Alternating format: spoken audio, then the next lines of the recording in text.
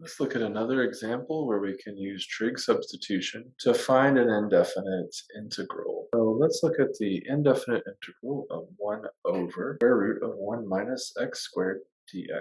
And the key identity that we need here is to look at sine squared of theta plus cosine squared of theta is equal to 1. Because we could rewrite this as cosine squared of theta is equal to 1 minus sine squared of theta d theta. What we're going to do is take this and make the substitution x equals sine of theta. So dx d theta is equal to cosine theta, and that means that dx is equal to cosine theta d theta. Now we're going to take this substitution that we wanted to make, we're going to plug everything back in to where it would go. So after we do what's in the substitution, this would become 1 over the square root of 1 minus sine of theta squared times cosine of theta d theta, which is equal to, here we agreed that sine squared plus cosine squared of theta was equal to 1, so cosine squared of theta was equal to 1 minus sine squared theta. So I'm going to make that adjustment here. So this is 1 over the square root of cosine squared theta times cosine theta d theta.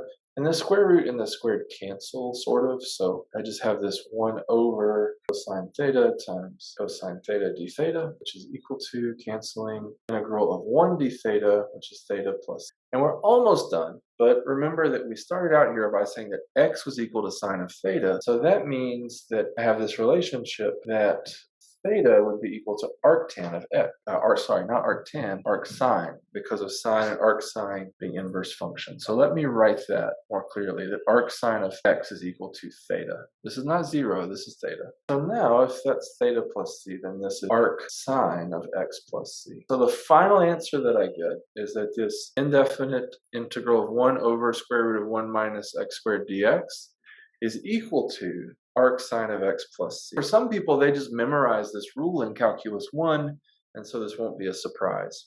But the technique that we want to show is using the substitution x equals sine of theta and following it through using the algebra and the trigonometry that we need to end up with arcsine of x plus c.